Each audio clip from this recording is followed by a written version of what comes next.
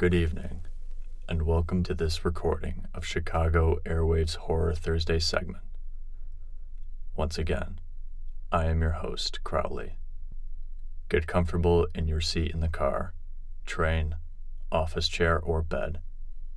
Turn off the lights if possible, and make sure nothing unholy is watching you from the dark corners of your eyes as we explore Emma Mildritch's phenomena in the Northcliff Hell House.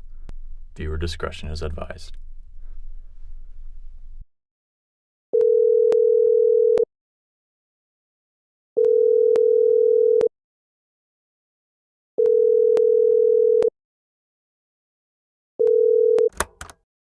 Good evening, caller.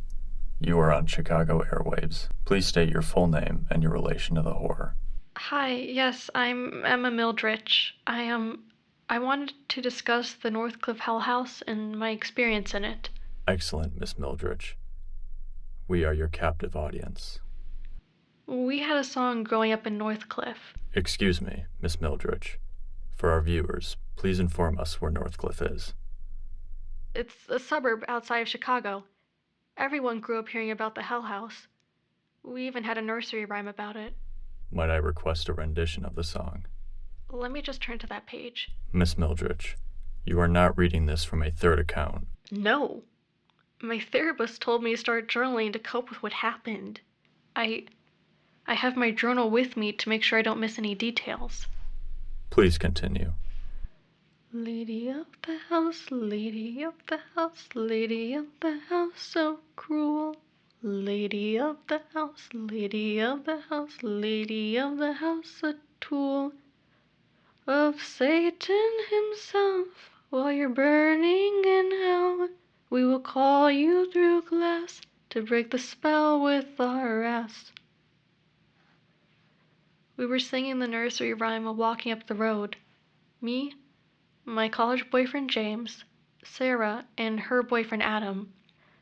Adam was the one who suggested a picnic at the Hell House for a double date. The house looked wrong. Time had made it lean in places and stand asymmetrically straight in others.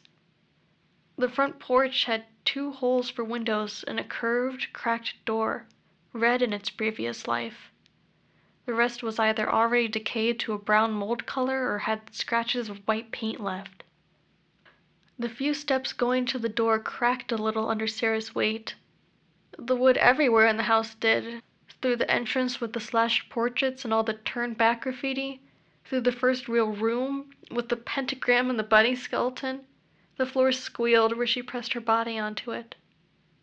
The second real room straight from the entrance had the cracked mirror attached to an ancient, pristine dresser. It had carvings on it of a beautiful woman who in the moonlight looked just like Sarah before she became a bodybuilder. She argued it looked like me. The boys were unpacking the picnic basket. I think it had a J.C. LaRue champagne, Sarah's favorite. The 2 of us inspected the dresser to see who it looked like really. Sarah caressed the figure of the woman. That must have been her, I said. She was admired. I wish a guy would make something like this for me, Sarah said. I'm sure she saw Adam shake his head at her. But I don't know. I read she had a lot of offers. Guys would apparently come from all over with gifts. A gypsy son made that thing, James said. I heard that she made this herself, I answered. Salem witchblood. No, Adam chimed in. She bought it from a eunuch from Russia. He was trying to be funny. No one laughed. James came from behind and pulled me onto the picnic blanket. He must have said something flirty at that point, but I can't remember really. I heard she is in constant pain, Adam said. Me too, James agreed. I talked to the last person who came here, Adam gloated. Sarah groaned at him. You went to prison to talk to a murderer? But did he kill them, or was it the lady of the house? Another Adam attempt at humor. I wanted the lore from the source, you know. He called her the aging corpse because she first comes out all gross-like and in pain, but after killing a person she becomes like younger and more of a person. He said she looked less hurt, but there's a cool down. You should really stop playing so many video games, Adam, Sarah interrupted. He stayed still for a moment, just glaring at her. As I was saying, she only has 5 minutes before she is sucked back into the mirror world. The only way to win is giving her the youth of 2 men, or escaping through the attic. He said she killed 2 of his buddies so he could just walk out the front door. Well, then he started screaming, so take that with a grain of salt. Sarah rolled her eyes before she sighed, took my hand, then James's. She motioned to Adam to do the same. Let's get this over with. I have a math class in the morning. Come on, babe. Don't be a downer. Do you guys want Emma and me to give you a sec? James asked. A yes from Adam and a no from Sarah came out simultaneously. Let's give them a sec, I agreed. James took my hand and we went to the pentagram room. Man, I'm glad we worked through our issues, James said. I didn't answer. What's wrong? He asked. This place just creeps me out. I only partially lied. We don't have to be here if you don't want to. He fidgeted in his pocket while he smiled at me. I could see he was still in love. I felt bad that I wasn't. The 2 were still fighting when James told them we should just do the ritual and go home. Adam was disappointed. We gathered in a semicircle in front of the mirror, the way it was supposed to be done. According to Adam's prison interview, we said the ritual words, Woman of hell, I release you from the spell. And after the 4th time... I'm sorry, Miss Mildritch, but I'm certain you must have written it in greater detail, and our listeners would be intrigued to hear the ritual performed as it was. I don't think I can go through that. Miss Mildritch. Woman of hell, I release you from the spell. Woman of hell, I release you from the spell. Woman of hell, I release you from the spell. Woman of hell, I release you from the spell. A woman appeared in the mirror. She didn't look much older than us. Oddly pretty. The way she was before. Until flames engulfed her. She looked at us with sympathy in her eyes. Her finger tapped the glass. First came the screams through the cracks in her mouth, but it sounded like an old woman with holes in her throat. We saw her body agonize into something closer to a corpse than a person. She pressed onto the mirror, then hit her arms against it. Again. Again. Again. Until her arms sliced through the glass, cutting wide red gashes into them. She slithered through, the mirror cracking in new places and every crack cutting her body in the process. Inch by inch until she stood, exhausted in front of us. Air pumping in and out of the tears in her neck. Bones fractured out of her legs and arms. Black hair inked down her face. The lady of the house's voice was a manifestation of her appearance. I think she said she cannot take the pain anymore. She was sorry, but she needed 2 lives to release her from it. She gave us 1 minute to decide, or she would start hunting. Please, please, don't make me, is all I can make out. We sprinted through the pentagram room, now glowing yellow, through the entrance, but the door, the windows, they were gone. The attic, Adam said. I looked back through the room and saw her flowing through the air, her steps silent and morbid. We ran up the stairs into a hallway. I just remember flashes of white walls and room after room leading to a staircase at that moment. I swear I saw a little girl in one of the rooms crying. I don't know. As we got closer to the staircase, I looked back and she wasn't there. She's not following us. We stopped. Where the hell can she be then? I don't remember who asked that. I just remember them all standing with their back to the attic staircase, seeing her gray legs with bone shrapnel protruding coming down the stairs. She even smiled at me. I could swear she mouthed, "I'm sorry." I rushed past the others. The lady of the house's eyes widened, but where the whites of her eyes should be, it was just black. No, no, no, no, the lady begged. I smashed the door in her face before she could reach us. "Help me, idiot," is all it took before the others realized she was on the other side of the door. The mirror made a clang downstairs, her shrieks reaching its peak. Then nothing. The upstairs looked different. It was now red, carpeted, and had gas lanterns burning from the wall. We opened the door to the stairs, but the stairs were gone.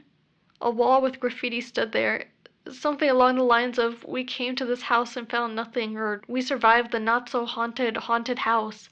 Truth be told, I didn't look very hard. Sarah suggested we try the front door too quickly for me to read them. The windows were still gone, but the door stood there, painted yellow. Adam fell back on his lock-picking habits. He used to steal cars as a teenager and... Never mind, it doesn't matter. Adam twisted at the knob. The door creaked ajar. Miss Mildritch, do we still have you on the line? Then we heard her screams and the shattering of glass. The door closed. James and I ran up the stairs, but when Adam tried to, Sarah grabbed his arm. "Sarah, what are you doing?" We all shouted something along those lines at her. "I give you Adam," Sarah squealed when the lady of the house entered. Adam broke free from Sarah's grip too late. The lady was in front of him. James put his hands over my eyes right after I saw the lady dislocate her jaw. He pulled me away and we ran. I could only hear Adam's shrieks and a door opening and closing. The second floor had deformed again. The rooms bigger and longer. The hallways were impossibly claustrophobic in purples and blacks. Excuse me, Miss Mildritch. I believe earlier you only mentioned one hallway. Yes, there was just one hallway earlier. This being was able to change so much of her domain. Fascinating. Please continue. We followed the first one to the attic stairs door, but this time it was leading to a staircase going down and the lady running up, younger, faster. She hunted us down the hallway. I swear she kept saying, "I'm sorry," over and over again. The gashes in her throat made it hard to focus on running and understanding. She was gaining on us, closer and closer, closer, until she didn't. The mirror clinked, and two shadows with holes for faces heaved her away. She grabbed anything she could to stop them, but they broke her hands. When she screamed, they held her mouth shut. She was crying in the last few seconds. We followed the other hallway to a door, the same graffiti, and waited. "It's been 7 minutes," James said. "I think the breaks are longer now, since..." Adam... "Yeah," I agreed. "You remember our first date?" he asked with the stupid smile I used to find cute. "You want to remember how you puked in my car?" He took my hand, lifted my chin to meet his eyes. "I want to remember all the moments with you," he said. "Well, maybe we can forget the lady from hell chasing us." He laughed at his own joke. "Look, I've been thinking about this for a long time. I was hoping he was going to break up with me. And tonight, I don't want to waste another second." He got down on one knee, to my horror, and asked me to marry him. I wanted to tell him we should talk about this after we escaped the hell house, but I also didn't want to lie to him in what could be our last minute. "I think we should break up." Cling, the mirror. The hallway expanded, taking us with it, 30 yards from the door. I ran, he didn't, tears on his cheeks. I have never been so pissed at him before. He forced me to break up with him and then stood there like a dead, drowned puppy. I had to drag him the first few steps. The lady of the house's appearance down the hall encouraged him to be quicker. We slammed the door behind us. There was a key on our side. She squealed when the click of the lock went into place. The attic was the antithesis to the rest of the house. Clean, fresh air, normal. But most importantly, it had a big round window you could open. James checked to see if the window was safe. He nodded to me, no words, just a nod. He put his one foot out, then his right arm. He held out his left to me. I reached for his hand. She grabbed me. She dragged me down the stairs. Her hands. What did they feel like? Have you ever had a fever that made you cold? You're warm, but so cold you shiver? Yes. I don't want to elaborate more. I don't want to go through it again. Even just going through this whole radio thing, I think I made a mistake. Miss Mildritch, read from your journal, please. Her hands were like the fever I described, but her grip felt weak. She was sweating. Some of it dripped onto me. She was struggling to run, but she was determined enough to push through the coughs of blood from her neck wounds. James ran after me, but this time she had the key and locked him in. You did not fight against her? Yes, but anything I did to her didn't matter. Clawed her, bit her. Her weak grip. It felt weak, but I couldn't escape it. She kept apologizing to me the entire time. I don't want to suffer anymore, and I'm so sorry for you were the only words I could make out. I don't remember anything past her putting me down the mirror, horizontal on the ground with black candles dripping onto it from a chandelier. James was still up in the room. I would later find out he was thinking about leaving me there, escaping. I wouldn't be able to blame him if he did. I know he got through the attic door. I don't know how. When I saw him again, his hands were bloody, but I can't say if it was from the door. The hallway was different again. He snuck along the walls, heard whispers. Inside the first room, a little girl was talking to her mother. She discussed her asthma, how she just wants to go out and play for more than a few minutes at a time. The next room had the girl a little older. He guessed 10. She was walking with antique crutches, her mother helping her not to fall. The next room had her in a wheelchair, around 16 years old, staring at a blank, white wall. She turned to look at him. Every inch she turned, she grew older, and male arms germinated from the walls. First their hands, then their arms, then the 19th century weapons they were holding. When James made eye contact with her, she must have been in her late 20s, with the weapon smashing into her shoulders. "Save her," she said.